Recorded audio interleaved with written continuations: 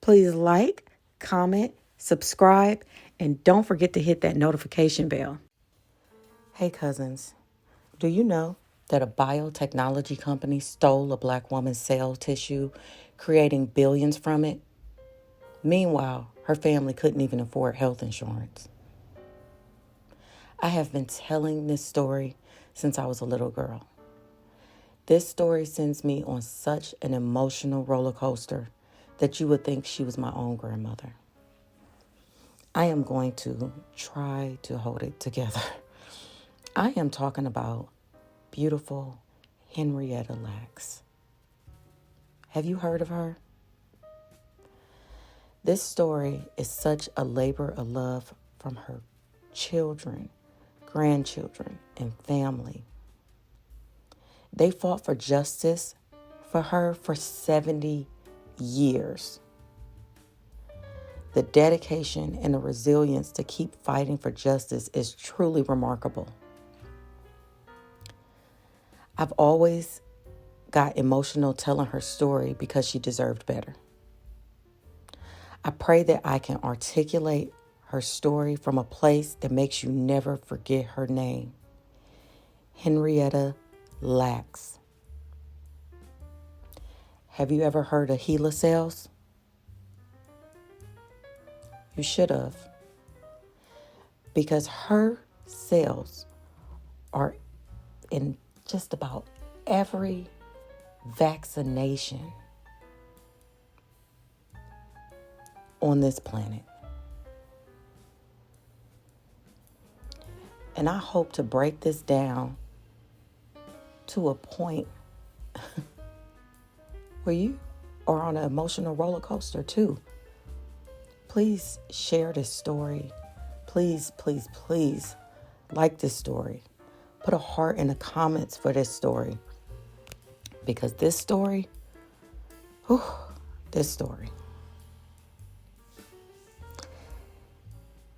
If you hear breaks in the audio, it was because I had to stop and compose myself and restart. I'm telling you, this story. Okay, let's get started.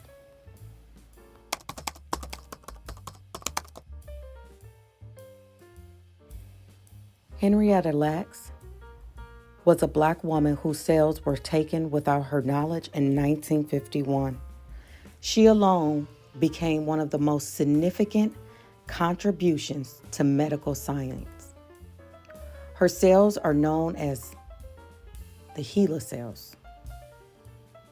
They were the first to become able to reproduce indefinitely in a laboratory setting, revolutionizing medical research. However, her story also raises critical ethical questions about consent, race, and the commercialization of biological materials. Henrietta was born Loretta Pleasant on August 1st, 1920, to Eliza Pleasant and John Randall Pleasant in Roanoke, Virginia. It is unknown when she changed her name to Henrietta. Henrietta's mother died during childbirth of her 10th child when Henrietta was only 4 years old. After her mother's death, Henrietta's father moved his family to Clover, Virginia, to split the children up to be raised by family. Clover, Virginia is where their relatives lived, their ancestors were slaves, and where Henrietta's grandfather, Tommy Lacks, lived. Henrietta was raised by her grandfather. They lived in a former slave quarter of a white ancestor on his plantation. She shared a room with her first cousin, David Day Lacks. I have pictures of their family tree with a key that tells who each person is. It's from the movie that HBO did about her life. On April 10th, 1941, at 20 years old, Henrietta married her first cousin, David Day Lacks. Yes, you heard that right. She married the cousin that she shared her bedroom with at her grandfather's house. She later moved to Maryland with her husband, David Lacks, and their 5 children, Lawrence, Lucille, David Jr., Deborah, and Joseph. Henrietta's daughter, Lucille, called Elise, had developmental disabilities, now known as epilepsy. When Henrietta was pregnant with Joseph, she complained of feeling knots inside of her. According to the author who wrote a book about Henrietta's life, Henrietta's cousin said Elise was too big for Henrietta to handle alone, so the doctors recommended that Henrietta sends Elise away to the hospital for the Negro Insane, which later was named Crownsville State Hospital in Crownsville, Maryland. Elise passed away at 15 years old. January 1951, Henrietta continues to feel knots inside of her. Plus, she has vaginal bleeding and lumps in her cervix that persist months after giving birth. So she visits Johns Hopkins Hospital. It was the only hospital in the area that treated Black patients at the time. She was treated in the colored ward of the hospital. Due to severe pain and unusual bleeding, she was diagnosed with cervical cancer. Henrietta didn't tell anyone about her diagnosis because she didn't want to worry her family. This breaks my heart. During this highly segregated era in American history, she had to suffer alone. And the reason why I bring up the fact that it was segregated is because more likely than not, she didn't receive the care that a white woman in the same situation would have received. There are still women and men today that I personally know who suffer in silence when diagnosed with health conditions because they don't want to burden or worry people. If you are someone who is experiencing health issues, please share your diagnosis with a trusted family or friends. When people love you, they love you through. And if you don't have that, please find a support group because they will go with you to doctor's appointments and everything. You never have to suffer alone and you never have to suffer in silence. So they began her treatment for her cervical cancer. And I want to state here that she died from that cervical cancer. During her treatment, without her knowledge or her consent, doctors took samples of her tumor cells for research purposes. Unlike other human cells, which typically die after a few divisions, Henrietta's cells were unique. They were purple for one, and they continued to multiply indefinitely. These cells, later named HeLa cells, became the first Immortal human cells line, providing an endless supply for scientific studies. A scientist by the name of Gregory sent Henrietta's cells around the world to be studied. Again, without her permission, without her consent, without her family's permission or consent, and without everyone's knowledge. HeLa cells were groundbreaking for medical research. Some of the most significant contributions include, but trust me, not limited to, HeLa cells were used in research that led to the development of polio vaccine. Cancer research. They helped scientists understand how cancer cells grow and spread. Genetics and infection disease studies. HeLa cells have been used to study HIV and AIDS, tuberculosis, and the recent COVID-19. Space exploration. NASA used HeLa cells to study the efforts of zero gravity on human cells. And they named it HeLa cells after Henrietta Lacks. How original. For decades, neither Henrietta Lacks nor her family was informed about the use of her cells.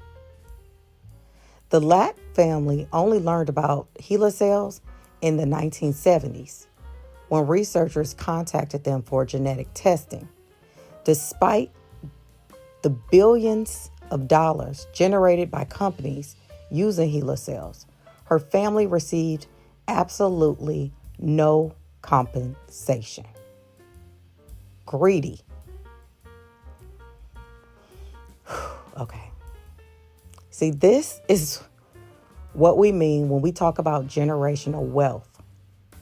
Millions upon billions upon trillions of dollars were created for individuals as well as corporations, as well as governments. It was sent around the world, literally off the backs of Black people. She is the well-known one, right? Or a lot of people still don't even know who she is, but in science, she is well known. But there are so many others, ones we know about, and who knows how many we don't know about. Okay, I digress. I told you this is an emotional roller coaster for me.